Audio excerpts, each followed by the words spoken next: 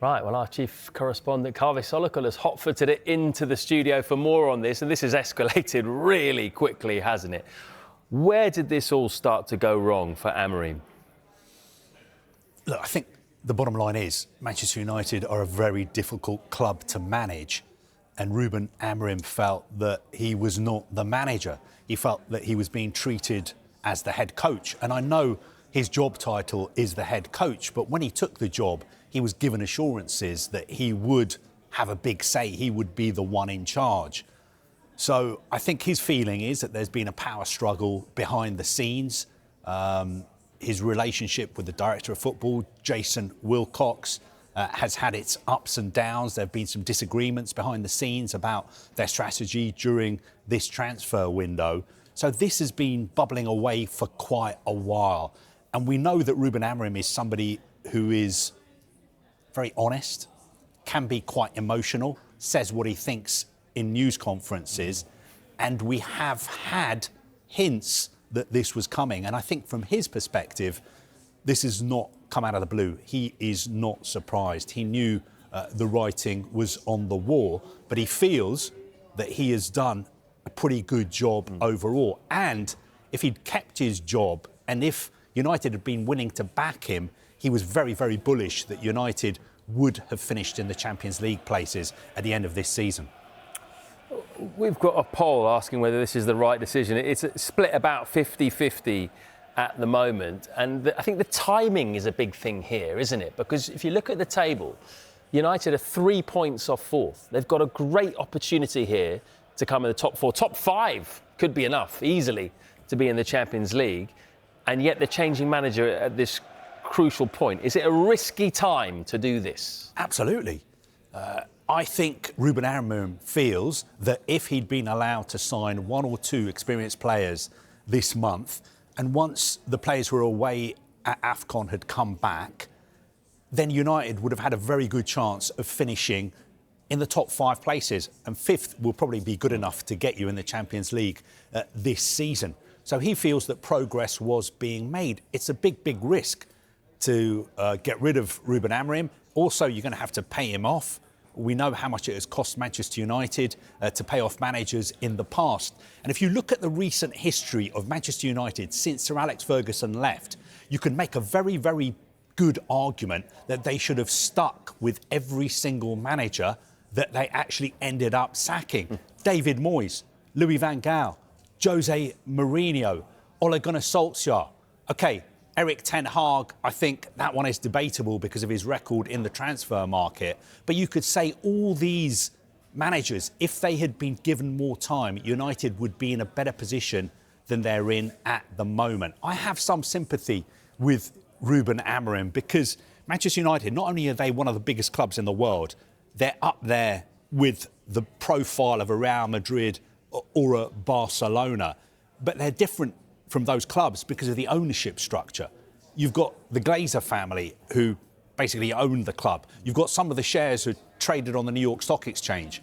You've got INEOS and Jim Ratcliffe who only own 30% of the club but are actually running the club. Then you've got the fact that so many people have been laid off, there have been so many redundancies, cutbacks, and you've got new people in running the club who don't have much of a link with Manchester United.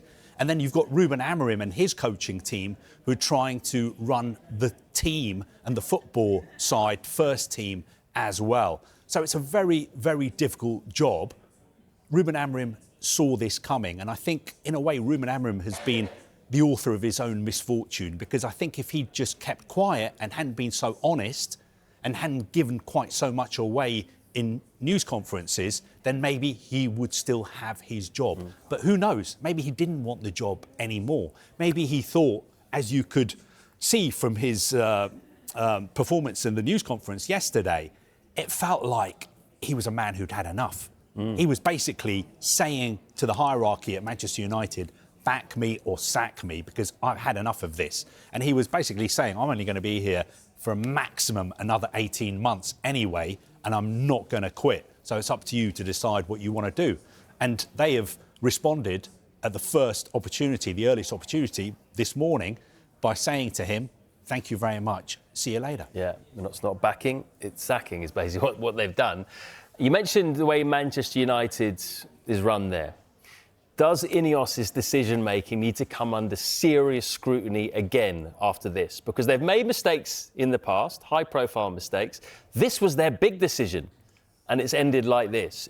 At a time when no one was really expecting it. They could have done this before. They appointed Ruben Amorim knowing that he plays with three at the back. They knew what they were getting into. They knew that the way he plays goes against Manchester United's traditions. Dan Ashworth, for instance, somebody who was not in favour of Ruben Amorim being appointed, he ended up losing his job at Manchester United, in part over the decision to appoint Ruben Amorim. So, yes, INEOS have made big mistakes. I am now thinking of an interview that Jim Ratcliffe gave recently. And I remember being here on set with you, talking about it, when Jim Ratcliffe was having a go at the media. He was having a go at journalists. He was saying, we are going to back Ruben Amorim. We are not going to... I'm sorry here if I don't recall his exact words, but basically what he was saying is, I'm not going to listen to the opinions of journalists and columnists. Any old journalists who go off on one every day. We're going to back our managers. I took issue with what he said then, because the reporters who cover Manchester United are some of the best reporters in the business. They know the club inside out. And for him to say what he said, I thought was a little bit strange. Tell you what, you don't need to paraphrase there, because we have that grab from Sir Jim Ratcliffe, which was in October, and he said this about Ruben Amorim. We have to be patient, and we have a long-term plan. It isn't a light switch, and you can't run a club like Manchester United on knee-jerk reactions to some journalist who goes off on one. I mean, I would say Ruben, he needs to demonstrate that he's a great coach over 3 years. So you give him 3 years? Yeah, that's where I would be. Yeah, 3 years, because football's not overnight.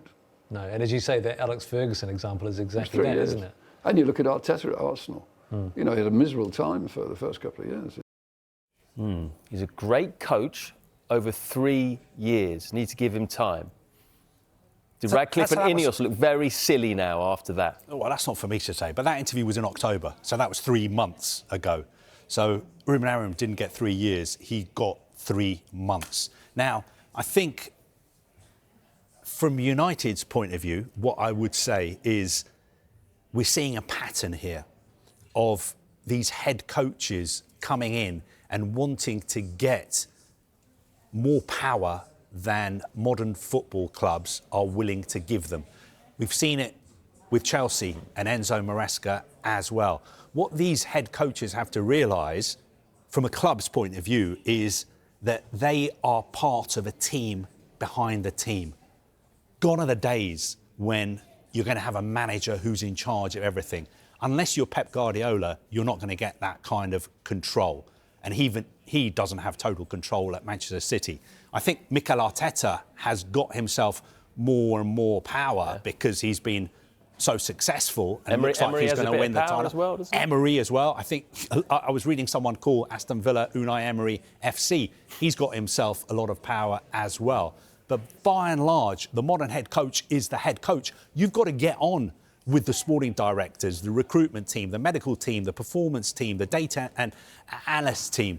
Those relationships have got to be working well. And if you get into a situation where those relationships are fracturing, then you're going to end up with the situation that we've got now at Manchester United and the situation we had at Chelsea. The difference between United and Chelsea is that Enzo Maresca decided that he had had enough. He wasn't actually sacked, he stepped down, although that's all being sorted out by lawyers now. But in this situation, it's Manchester United who've decided, look, enough is enough. We cannot have our head coach saying the kind of things that he has been saying in the media and at press conferences over the last couple of days. I just want to finish this chat by talking about Bruno Fernandes, because he's turned down opportunities to leave the club in the past.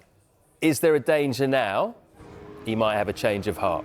That is a very good question. A very good question. Bruno Fernandes is somebody who's very, very close to Ruben Amorim. Many people believe that if it wasn't for Ruben Amorim, Bruno Fernandes would have left Manchester United last summer. Bruno Fernandes himself has come out in an interview in Portugal a couple of weeks ago and said that he felt that Manchester United were happy, would have been happy for him to leave in the summer. And he felt that he was a bit hurt by that. Ruben Amorim said to him, I want you to stay. You have to stay. You are a very, very important player for me. Even though he's been injured recently, Ruben Amorim has been talking about the fact that he's always on the training ground, helping out, observing, training. So if I was a United supporter, I would be worried about the long-term future of Bruno Fernandes. I'm not sitting here and saying they're going to sell him this January, he's going to go to Saudi Arabia. Not at all. I'm not saying that. But everybody knows what his contractual situation is. Everybody knows about the interest from clubs, not just in Saudi Arabia, but across Europe as well. And everybody knows how close he was to Ruben Amorim. So very interesting to see what kind of response, if any, we get from Bruno Fernandes on social media today.